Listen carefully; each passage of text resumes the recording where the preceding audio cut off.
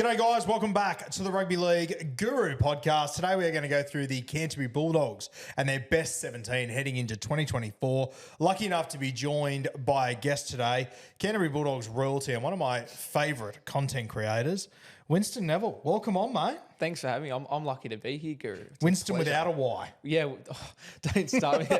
I get called Winston with a Y that much. Yeah, Winston with an I like to say. One of the great slogans of all time. It 100%. has stood the test of time like very few things have. Yeah, very much so, Incredible. Unfortunately for me. Very unfortunate for you. Great for me sitting here. It's unreal. You were asked before, what's your nickname? And I thought if he doesn't mention Winston with a Y, I'll give it away. Great gear. Now, mate, you've got your podcast. You're on YouTube. Run us through everything. Yeah, so TikTok, Winston.Neville, that's sort of where I do most of my work. Instagram, Winston Neville _. It sucks that they're not the same, but somebody has Winston.Neville on Instagram. That's the way, the cookie crumbles, I suppose. YouTube is Winston.Neville as well. That one's consistent. Twitter, it's like Winston Neville 4 or something. Once again, somebody took it. But yeah. It's funny, I remember when I started on my gear, I got Rugby League Guru for everything except an email address. Yeah. And I just sat there and went, I wonder which 13-year-old has Rugby League Guru at gmail.com. So now it's the Rugby League Guru. Can't win them all though. Now, mate, you love yourself a hot dog from what I've heard. Yeah, big hot dog guy apparently, obviously. Shout out to Chatty too. Yeah, shout out to Chad Townsend. I can't stop saying big guy off the back of that. It's the best. Yeah, but yeah, doing hot dog reviews at every game, obviously like pretty much Bulldog games only, but yeah. Where's the best hot dog? Last year, and everyone calls me biased for it, but Belmore had the best hot dog last year. And like it's not biased. I'm a good, honest person when I do my I reviews. feel like a suburban ground hot dog is like an airport beer. Oh, you can't beat it. Yeah, 100%. I feel like there's a little bit more love and care put into the suburban hot dog. Doubt. Speaking of Belmore, I absolutely love that ground. Yeah. There's just something about it, eh? There's a vibe. It's almost magical. I call Belmore Disneyland for me. Where dreams come true. Yeah. Good gear. Well, because I didn't grow up in like Belmore or anything. I'm from the country out near Bathurst. Okay. And so my earliest memory of Belmore is like going to a New South Wales Cup game because Dad wanted to take us kids to Belmore where like he grew up going to games. And then my best memory and one of my earliest memories is the 2014 grand final week with cars going nuts, people barbecues on the sideline, just drums, horns. So yeah, it's magical. Unreal, that place. Last time I was at Belmore, my brother was playing Harold Matthews, and I remember he was playing centre. And I remember in the car out there, he goes, mate, the Canterbury centre is going to run over me today. He will run a train on me. And I'll tell you his name at the end of the story, but my brother Josh is like, I can't tackle him. I can't get near him. He's just going to bully me for an hour. It's going to be awful. Anyway, Roosters run out, and I'm keeping my eye on this Canterbury side, waiting to see this centre. And Josh said to me, mate, you'll see him as soon as he runs out. He's enormous. Yeah. Anyway, Canterbury run out, and I'm looking at him. I'm going, oh, there's no one that's like standing out. And I look at Josh, and he mimes to me, he's not playing. And I went, oh, thank God, how good's this? Then an hour and a half later, the SG Ball run out, and I saw him, Paul Alamotti. And he absolutely put on a show in SG Ball that day when he was Harold Matt's age. And Josh was sitting in the crowd next to him with a Gatorade going, thank fuck. He's dodgy. These guys can't tackle him and they're 2 years older than me. I never stood a chance. Unreal. Now, mate, huge Canterbury Bulldogs fan. You are from the St. George Illawarra Dragons region, though. Yes. Tell me your story. So down in Wollongong for university, moved there 2022.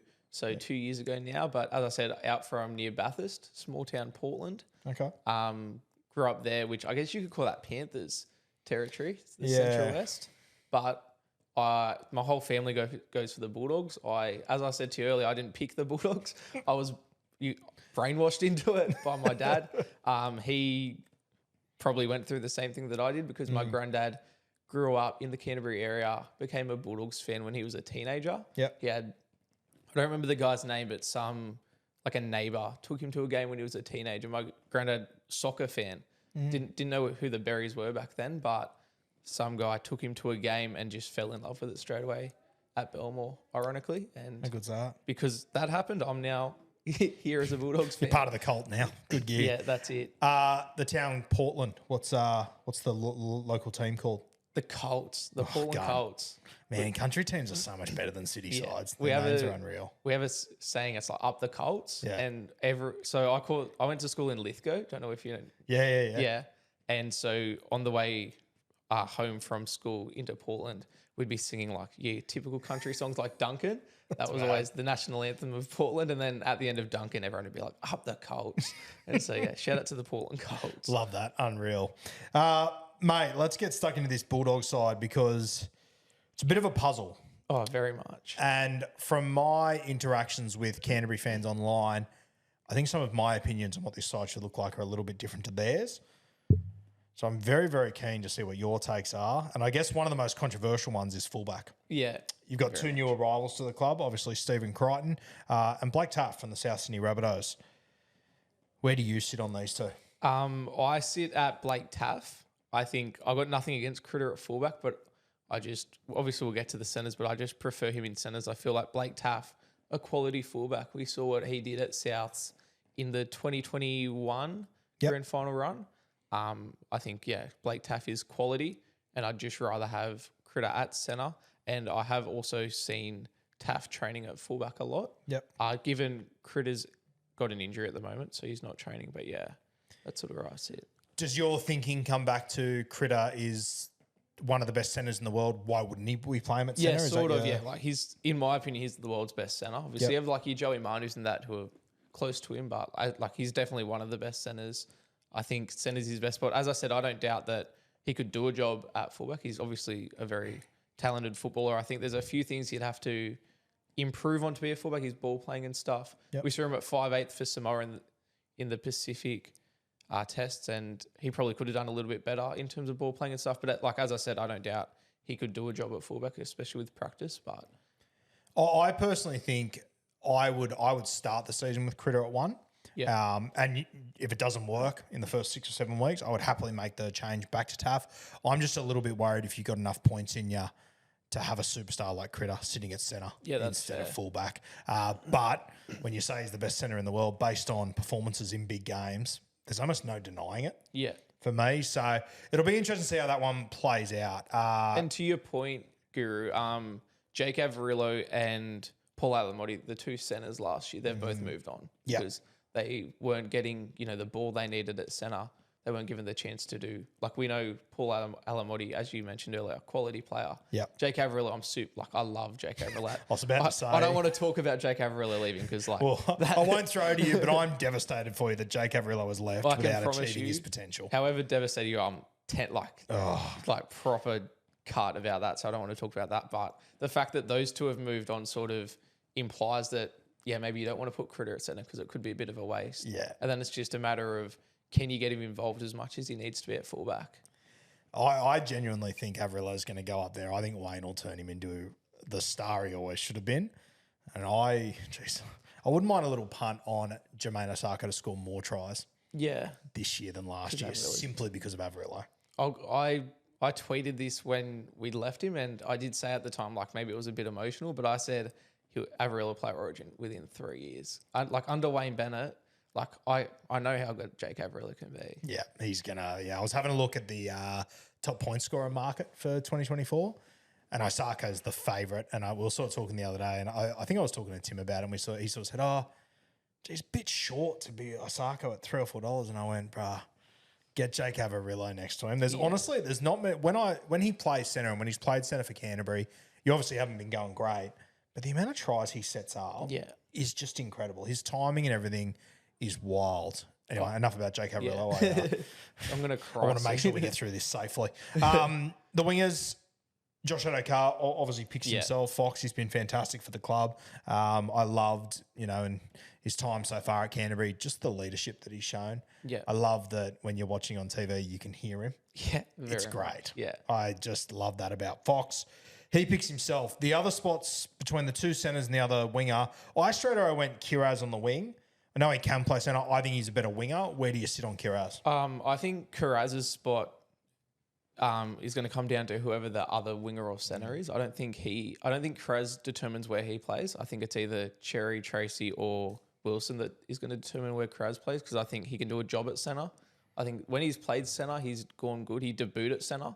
obviously that was for certain reasons. It's not because he's a centre. He's obviously last year started on the wing very, very well, was leading the Dally M's at one stage. But yeah, I think it just comes down to who's going to get the jump, Wilson, Cherry or Tracey, and then Kraz will slot into the other spot to accommodate that. Gun to head. You got Taff at fullback, you got Critta at centre. Who would be your other centre and your other winger? How would you pick it if you were handed the keys? Yep. Right now, I'd have Kraz centre and Wilson on the wing. But trials, I'm very happy to put Tracey or Cherry there, but I just need to see them in trials first. I know everyone's given Canterbury shit and whatnot about all the utilities and whatnot, but mate, Tracey, whether you signed 1 utility or 7, he's a great signing. Yeah. He's an absolute gun, Tracey. I'm a huge fan of him. Can't believe how wasted he was at Cronulla. I can't believe that there's so many NRL clubs that just let him sit there as well. What do you think his best spot is? You know what? I don't know, and I don't think he knows. Yeah. He's just a natural footballer. I asked at the Bulldogs, it was like a Christmas party last year. Lovely guy, by the way, isn't he?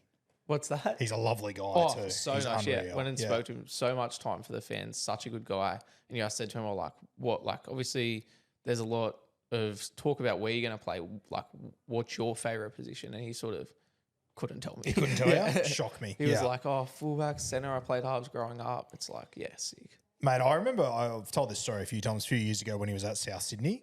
I was watching a session at Redfern Oval, and Cody Walker was the 5'8", Adam Reynolds was the halfback, and I was watching them train, and they were going through an opposed session. We went for about 40 minutes or so, and I was sitting quite a distance away, right? And I was watching them, and I was going, fuck, Adam Reynolds is ball dominant, and God, he's controlling this team well. And I was thinking, anyway, then they got up the other end, and I got to have a good look at him. I go, fuck, that's not Adam Reynolds. Who's that? Oh, no. And it was Connor Tracey. Yeah, right. And I'll never forget walking away from that session going, Mike. And I knew he'd already had 3 ACLs and he'd been through hell already. And then Cronulla signed him, and I thought, and he just never got a chance there. And when you look at the Cronulla backline, they're absolutely stacked in the centres. Every time he plays, he's the best centre in the team. Yeah, 100%. He's incredible. So I love Connor Tracey. I reckon he can play just about any position in the backline and do very well. A great signing there. Blake Wilson, his name's come up a few times. Obviously a guy that came down from Queensland Cup. Debuted last year. Yeah. Good looking rooster too, just quietly, Blake Wilson. Very hot. Yeah, very hot. I've seen uglier dudes. Most in this chair.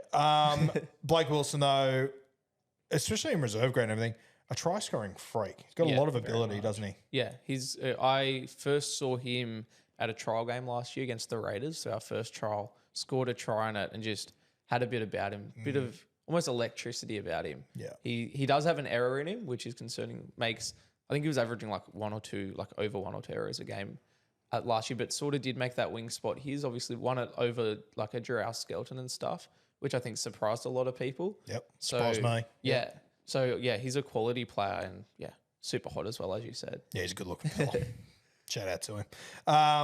5'8", your superstar, Matty Burton. Yeah, it's got to be. I hear a lot, well, not a lot. I've had a few Canterbury fans message me that the centres should be Critta and Burton because that's their best positions.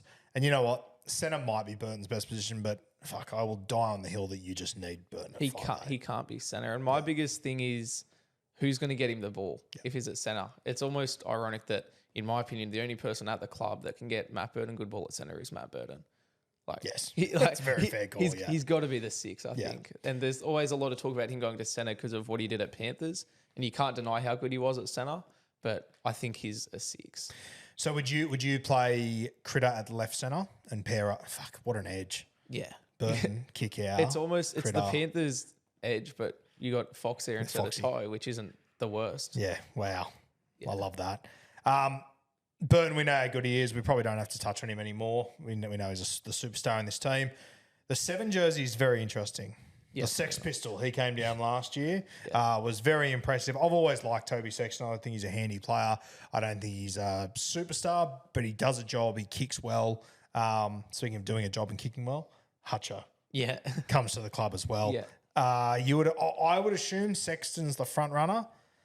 But, mate, I love Drew Hutchinson. Yeah. And I reckon he could kind of be what you need. What do you reckon? Well, I think, and I'm pretty sure you've said this multiple times in reference to the halfback spot, that we need somebody that can free up Matt Burton and put Burton in the spots that he needs the ball at. And I think Sexton did a really good job of that last year, especially in his debut game, which was against Souths, given Souths were missing heaps of quality players. and so it makes it a little bit easier. But I think Drew Hutchison is another guy that can do just that, put Matt Burton in the spots that he needs to be.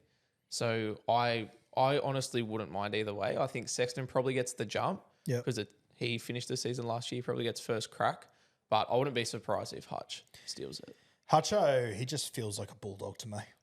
Now that he's there, it just feels like it aligns to me. I feel like he's the sort of halfback you guys could do really well with. But once again, mate, competition for spots, which is something that you haven't had a lot of over the last few years. Yeah. Always a good thing. Yeah, 100%. Fantastic spot. Let's get into the front row forwards. And I'm scared that I might get a call from Phil Gould soon here. We'll start with the positive, Maxi King. Yeah. A guy that I remember watching him play for the Titans in 17, 18. Played a couple of games and I just remember going, my God, this guy is a workaholic. He went down to Melbourne and I thought he's going to explode at Melbourne. Never quite did. Ended up at Canterbury. And to be honest with you, when he didn't make it in Melbourne, I thought, I don't know if Maxi King's going to make it. Yeah. Ever since, mate, he has stepped in and has been so good at Canterbury Bulldogs. I can't believe how well it's gone for him. Especially his 2022 season. Yeah. His first season at the club just absolutely killed it. Was one of our best players, to be honest, in that season. I think he was very good. He dropped off a little bit last year, I think, carrying niggly injuries and just, it was a rough season as well. Yeah. Changing coaching, changing players and stuff. I'm not saying he was bad last year by any stretch, but just wasn't as good as he was the year before. But yeah, he's a gun. I agree with you. I think it was very evident last year he was playing hurt. Yeah. I know everyone's playing hurt, but he looked like he needed surgery by mid-season and he just kept pushing. The other front row spot, fucking Ryan Sutton in for surgery. Yeah. I think you said before, it looked like he'll miss the first month or there. Yeah, roughly. I think up to a month, yeah. Makes it tough. He would have been my starting front row forward with Max King. When you take Ryan Sutton out, are we looking at Liam Knight? I think it's got to be Liam Knight. Yeah. Which I think I like Liam Knight off the bench. I don't hate Liam Knight at all. I think he did good last year when we signed him. Just got through his work and stuff. Reliable. Not like he's not going to win you a game or anything. Obviously, like he's not in the elite category by any stretch, but just a reliable forward. I probably prefer him off the bench, but there's not really much other options for the other starting prop. You don't quite have that luxury at the moment, at do all. you? Yeah. I think with Liam Knight as well, it's worth noting, like coming through the grades, he was an absolute gun. Yeah. Absolute gun. I think he's a very good locker room guy as well, which I think we sometimes undervalue guys like that, especially in a team like Canterbury, which respectfully, I think it will be a tough year for you. To have guys like him, Fox, in the locker room, you're going to need them. Yeah, 100%. So I think a lot of the value Liam Knight brings, we probably won't see sitting on the couch at home. Yeah. Hooker, Reid Marnie. I'll be completely honest with you. I think Reid Marnie is tough as nails, very good footballer. I thought he was a little bit underwhelming last year. I thought he was very underwhelming last year. He needed to be a lot better than he did, respectfully to him. And I think he was a bit hard done by in that he was exposed a lot in defence because we didn't have the forwards defending next to him that he needed. And so he was probably I think he leads missed tackles and errors. But that was due to how many tackles he was being forced to make. But yeah, he did not live up to the hype that we probably needed him to. I also feel like him being given the captaincy straight away probably didn't help either. Added to the pressure. I loved it at the time. Yeah. But I think in hindsight, it's tough. But I think he will be better for it heading into the future. 100%. But yeah, I was always a huge Jeremy Marshall King fan. Yeah. Massive on JMK. And for me, there's a question mark there. Did Canterbury make the right decision? And when we signed Reid Marnie, I was I still do sort of think it is an upgrade, but based on their performances last year, you can't. There's no debate that Jeremy Marshall King was the better hooker last year, given he was in a better team. But yeah. But I'm more than happy to give Reid Marnie time because I know what he's capable of. Yeah, 100%. Your second rowers, as I almost die on the spot. Your second rowers, I think these two pick themselves as well. Viliami Kikau on the left edge. I think just getting used to a new team. You move from, in hindsight, potentially the greatest team we've ever seen. To a Canterbury side that is rebuilding and whatnot. It's always going to be tough. He had a big injury last year. Yeah, he was out for a big chunk of the season. And I think as well, when you look at Viliami Kikau, you look at the way the Panthers used him last year when he was at his best. He was almost playing second row / fullback on that edge. Yeah. And that's great when you've got 70% possession week in, week out. Yeah. Canterbury, not so much at the moment. But Kicks, I'm really keen to see him have a season that isn't injury plagued and with the guys around him that he's going to be very familiar with as well. Yeah, very much. I think if Critta does land at that centre spot, having Critta on his outside and Burton on his inside can only be good for him. 100%. And as you said, if he can string together a healthy season, like I don't think we saw, well, we obviously didn't see the best of him last year, but he just could have been so much better if it weren't for literally even just the injuries. Yeah. Yeah. Now, speaking of not seeing the best of second rowers, if we didn't see the best of your other second rower, Jacob Preston, that is terrifying. Yeah, very much. Mate, I remember watching him play for the Bears the year before. And like the eye test to me, I was sort of like, yeah, okay, solid. Yeah. In hindsight, looking back at his stats and all the tries he scored and everything, I obviously didn't see those games or whatever, but I couldn't believe how well he came out of the gates. And we'll talk about it soon, but he was obviously the guy that was all the talk in the preseason last year for Canterbury. And he just exceeded all expectations, didn't he? Yeah. It's crazy because like obviously Gus Gould came out during the preseason and said like Jacob Preston is the one to watch. And so there was a bit of hype leading into the trials about him. And then he came out in the first trial game and killed it. And me personally, but all the Bulldog fans were like, oh, like this kid can play. Yeah. And then just every week was, if he wasn't our best player, he was one of the best players every single week. Rookie of the year, player of the year, members player of the year, just cleaned up at the awards ceremony. You're such an interesting club, Canterbury, because you, as I said with Hutcho before, he reminds me of a Canterbury player. Bro, Jacob Preston, like he would fit into any Canterbury sides of the last 100 years. Yeah, 100%. Yeah. He is just a bulldog. Yeah. Oh, he's just so good and such a nice bloke as well. He just fits, even just culturally, he's a good player to have and then can play footy as well. So he's very, very good. A very nice dude from what I've gathered. Yeah, I've met him a couple of times and there's not many players I've met that are nicer. Like, genuinely just such a good, down-to-earth guy. He feels like he'll be the same after game 1 as he will be after game 200 too. Yeah, he just feels like that sort of a guy. Yeah, I always look at Jacob Preston, I'm like, he kind of reminds me of the guy from a country town that plays 300 games of A grade across 25 years, and he's as good as year 1 as he is in year 25. Yeah. He's an absolute gun, Preston. Origin Smokey?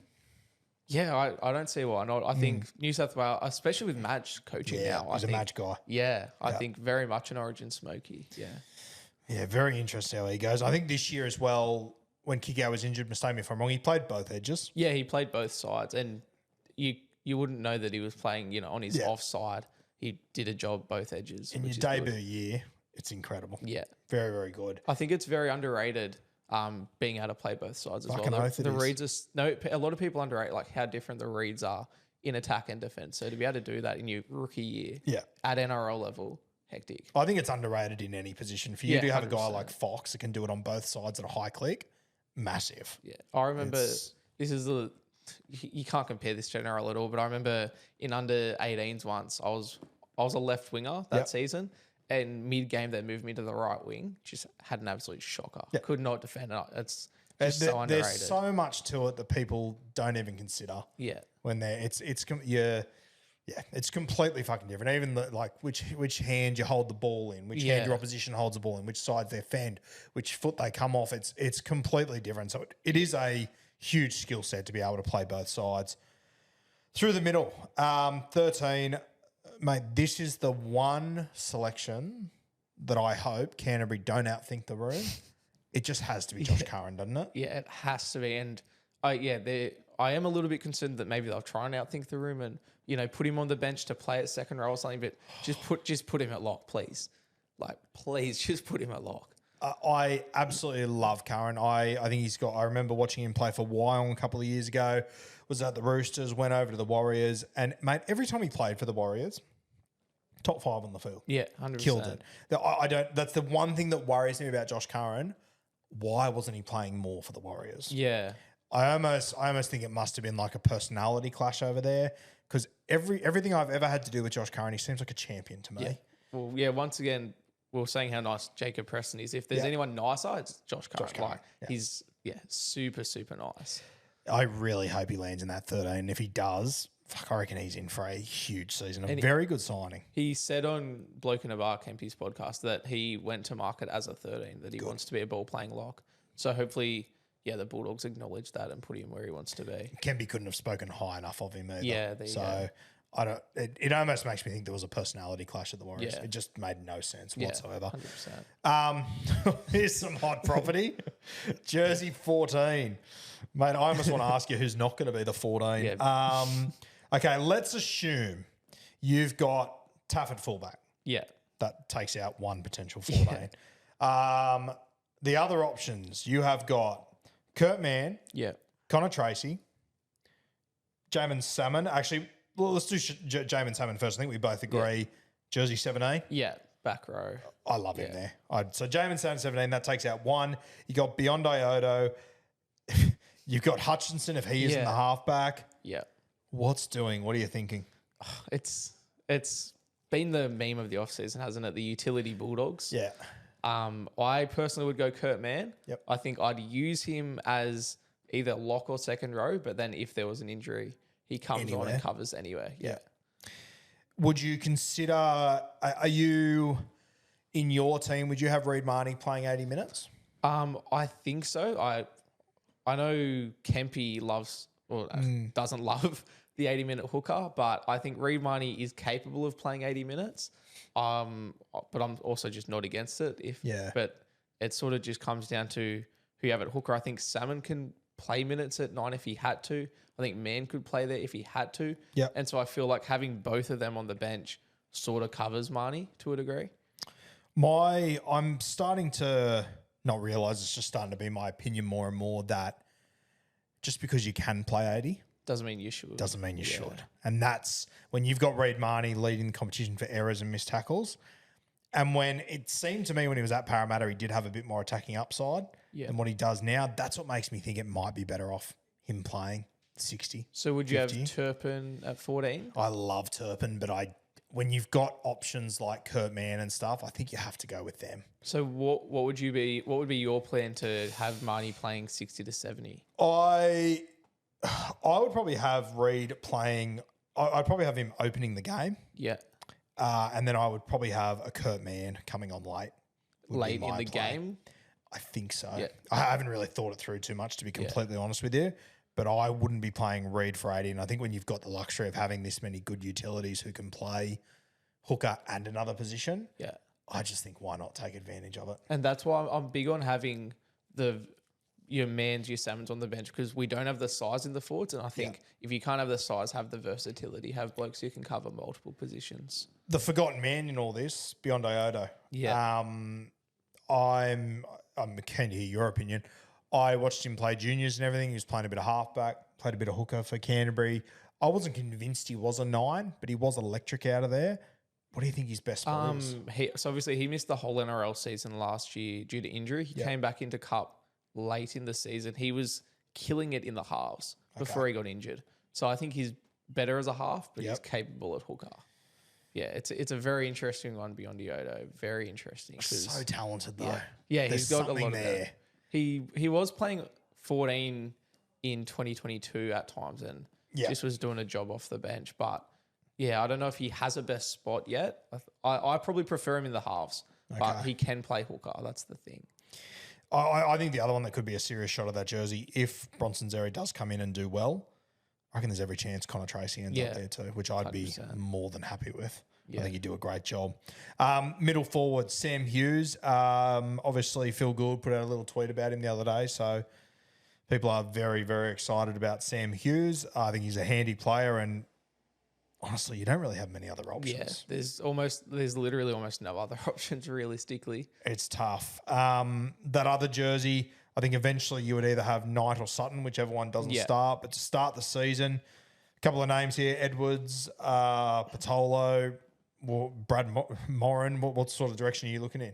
I probably would be leaning towards Edwards. Yeah, he's on a train and trial at the moment, but with a couple of roster movements we've seen in the last week, I think he'll get promoted to the top 30. And I've always liked what I've seen from him off the bench. He's another one that can actually cover hooker.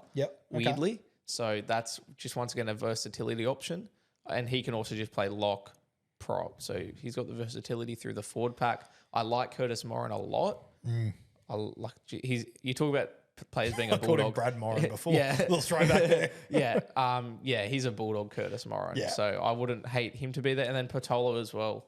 He missed all of last year because of injury, but he played a couple of games, but just injury plagued, and he can also do a job. Yeah, I don't think he's at 100%. Yeah. They're struggling with him. So, but I remember the start of last preseason, they were very high on him. They reckon he was flying, and then he got injured and very tough. Mate, can you imagine if Jacob Preston didn't explode and become the player he is? Like, then you'd be playing Curran on the edge and you'd be short another middle. Yeah, I don't want to think about that. Thanks. God, it would have been tough. We're very grateful for And Jamin Salmon in jersey 17 there. Now, when I go through the rest of the squad, mate, a lot of talented guys that have missed out here. I didn't have Blake Wilson in my side. You did. He's another guy. You know, if Drew Hutchison isn't in the side, Jarrell Skelton, who's an absolute maniac. Mate, the talk of the town last year, Hayes Perham, not getting into the side. Yeah. Great depth to have. Yeah, 100%. And I think he struggled at fullback a little bit, but as a centre or wing, I think he can definitely do a job. He's been doing reps at training on the wing and at centre, just covering the injured players, and he looks good in those spots. So, yeah, not a bad player to have. You've also got Jake Turpin, who we mentioned, obviously. It's wild that Jake Turpin can be in an NRL squad, but because you've got so many utility options, you probably look elsewhere. Yeah. It's an interesting little signing, Jake Turpin. What do you read into that? Yeah, I guess we probably just need a backup hooker, and I don't think I think Turpin's better than being a New South Wales Cup backup hooker. But with Flanagan, he sort of ended up as our hooker in Cup, and then he moved on. So I see Turpin as, Fareed Money gets injured. Turpin's playing first grade at 9. Yeah.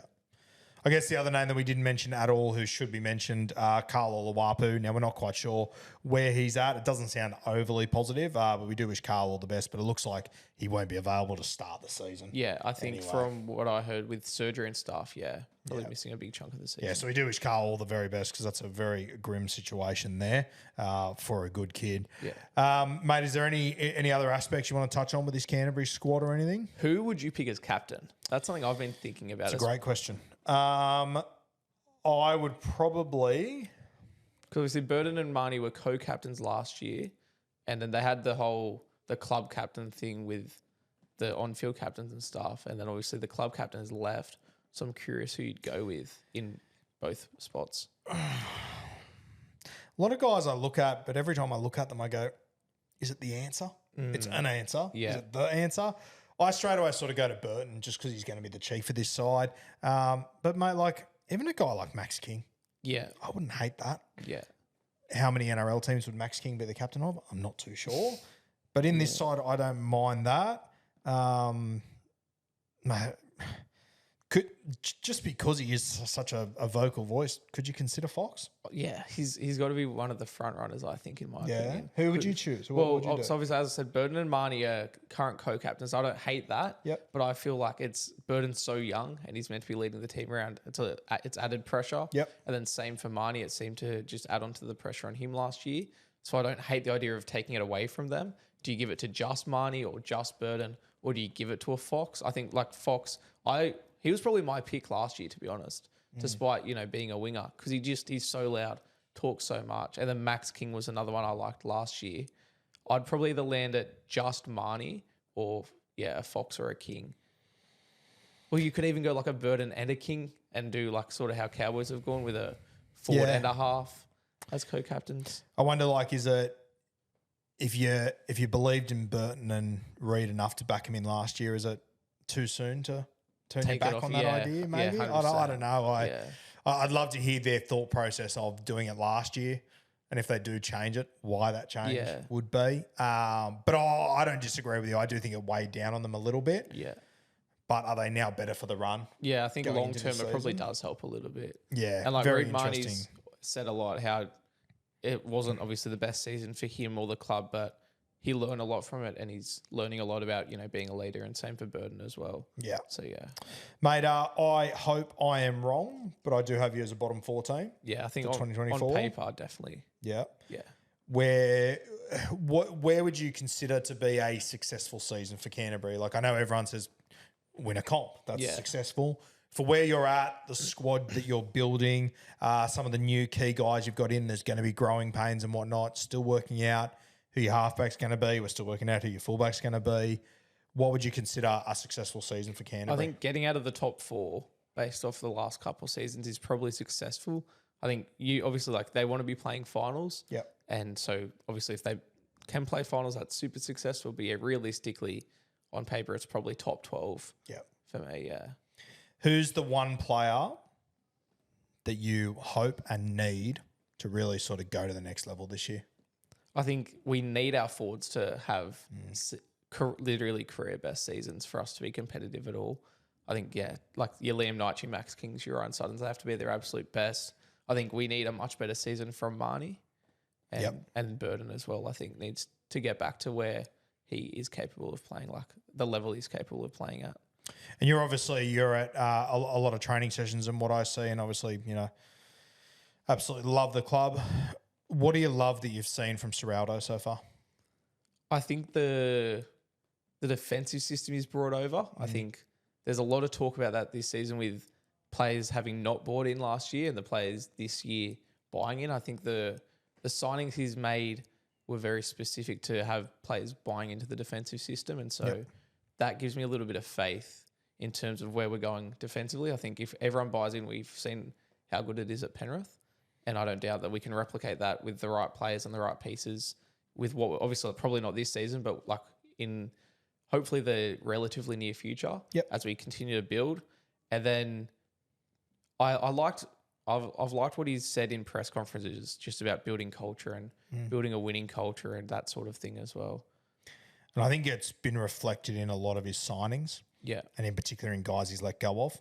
I think it has reflected that they're looking for culture. Yeah. And even some of the guys that I've heard Canterbury have been in the market for that they've pulled back from makes sense culturally wise to me, which I'm sure you've heard. Yeah. Very similar. Yeah, 100%. We've obviously got the rumours at the moment that the May boys, they seem to be a target. Yeah. I'm hearing that there's a good chance they end up at Canterbury. Yeah. Which I personally think you've got one of the best young outside backs and one of the best, not even young forwards, just forwards in the game right now. I feel like we need Terrell so badly. Right. If you could get him for the start of this season, turns your world upside down. 100%. And then it's just a matter of like Taylor May's one of the best wingers in the comp. Or there's rumour he might even play centre this year. Yeah.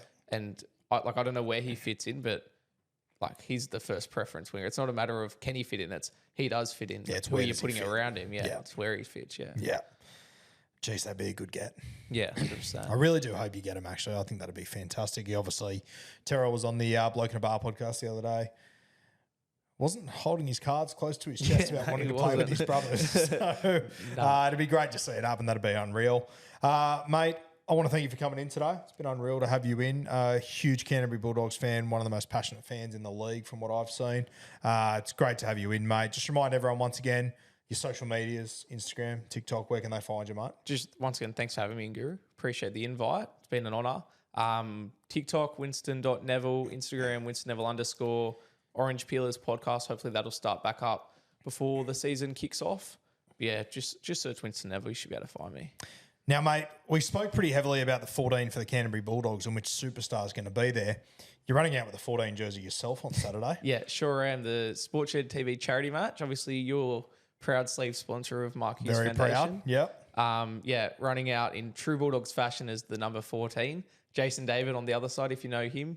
Passionate Bulldog fan as well. He's the other side's 14. So, yeah, if you're available on Saturday, get to Lidcombe Oval. Tickets are only like $14. And the money goes to charity as well. So it's like a $15 donation to charity. Get to Lidcombe Oval, watch some footy. Otherwise, if you can't make it, you can buy the stream, which is $5. All the links are in my bio or head to Sportshed TV for all the info, but it should be a good weekend. We'll put all those links in the bio here as well for you to go and click it. Mate, I can't wait for that battle of the 14s. Oh, yeah. Two big dogs fighting for the bones, 100%. I feel like if either me or Jason can put in a big enough performance, maybe we'll get the Bulldogs 14 come round one. So. Mate, thank you for coming in once again. I really do appreciate it. And make sure to go follow all the social medias, podcast, YouTube, all the good stuff for Winston with the Y. Thanks for coming in, brother. No worries. Thanks, Gary.